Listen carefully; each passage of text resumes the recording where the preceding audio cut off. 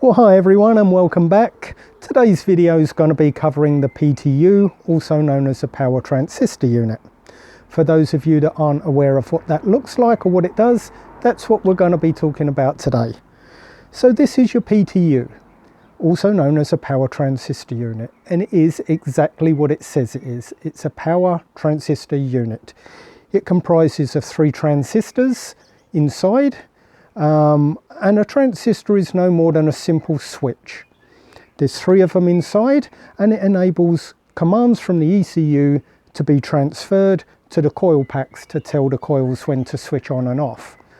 It also has a second function. That is the signals for your tachograph, your rev counter on your dashboard. That needs to know how fast your engine is going. And by doing that, it just measures the pulses being sent to the coil packs on your engine. So now you know what it looks like in my hand. I'll show you where it's located on the car. If you come in here, your Power Transistor Unit is this unit here. Now, for those of you that have watched one of my recent videos on access to key components of the engine, you're going to need to use that video first to remove all of the hose assemblies that are in the way of gaining access to this PTU. And it's actually quite a simple and quick job to do if you follow that video. And to put it back together, you just do the reverse. And if you're not sure of that, wait until a future video when all of these components have been gone through, where I'll show you how to put it all back together. But you should be able to watch the previous video to work it out for yourself.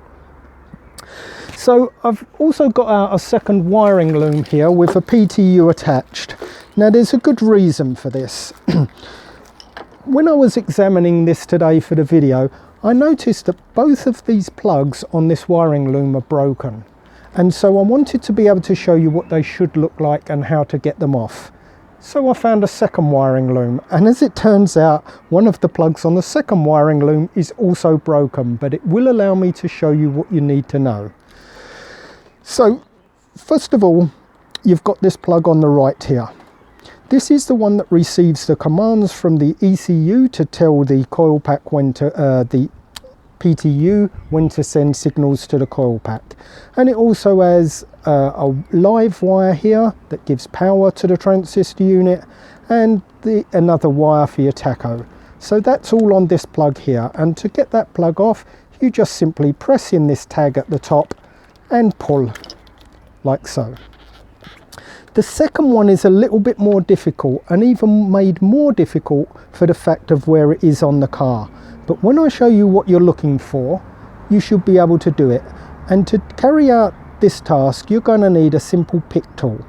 Now if I turn the PTU over, and this is what makes it most difficult, the fact you can't see what you need to see, you will see it's one of those plugs with this wire that goes around it, a solid hard wire. And you can't pull the plug off without releasing that wire. So to do that, you're going to use your pick tool and you're going to press on the top of the wire there. There's one pin there and one on the other side. You're going to see these all over your engine. They're easy enough to work out if you've not seen them before.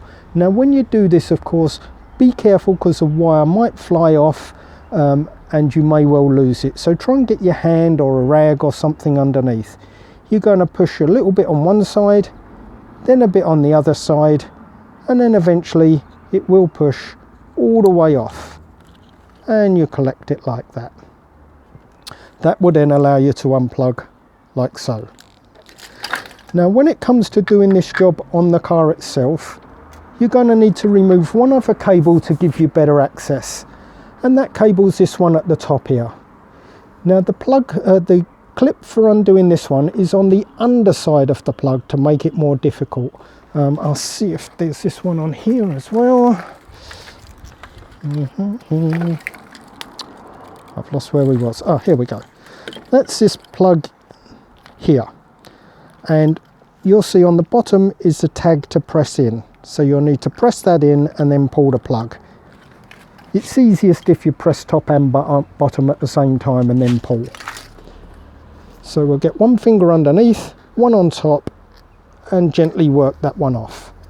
Now you'll see we've got full access to the other cables. As I said, these two have already been broken, so I've got no way of clipping these and unclipping them as normal. So what I'm going to have to do is replace these plugs on this car. So there's one and there's two.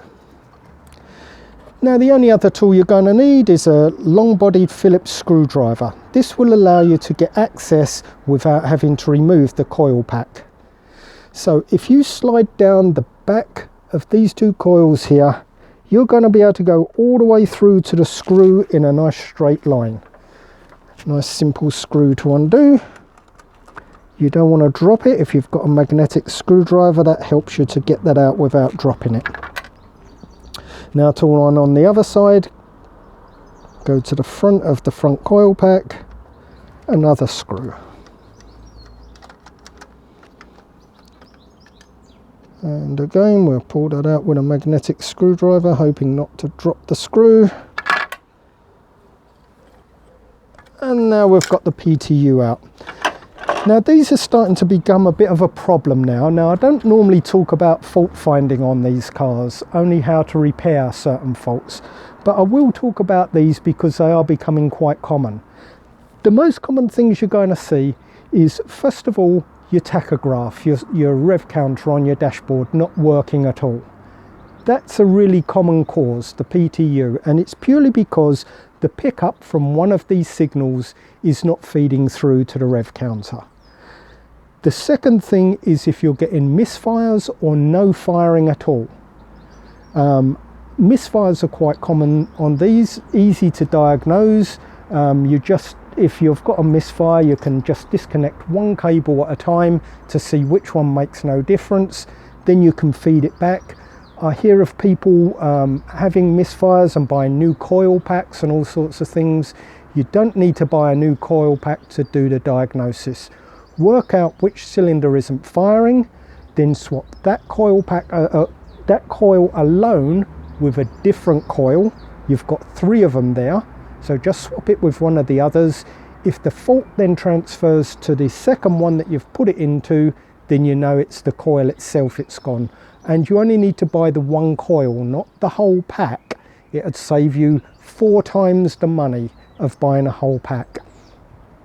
If the fault is still on the same original one and not firing, then it means that it's your PTU that's gone on just one of the outputs, or most likely that.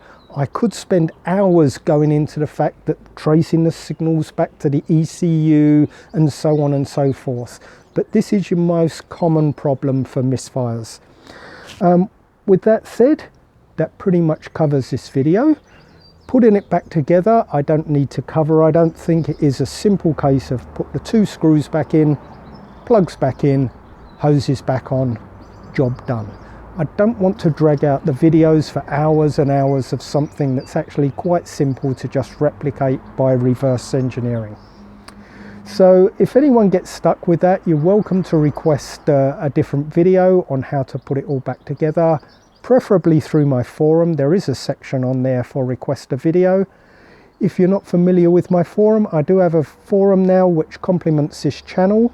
You'll find on the bottom of the screen the forum address to go to for requesting videos. And by the way, if you're new to this channel, you may well not know that you can request a video on any part of this car. There are certain things that I don't cover. The rules are on the forum. For instance, I don't tell you how to fault find because it's too difficult to do that in a video on such a complex car. But I show you how to take things apart, how to repair certain faults, and a whole bunch of other stuff.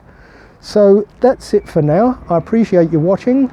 If you've enjoyed this video or any of the videos, please remember to give us a thumbs up and like the video, subscribe, and then if you click on the bell, you'll get automatic updates for all the future videos, which are added 1 or 2 a week usually. So for now, thanks for watching, and I'll catch you on the next video.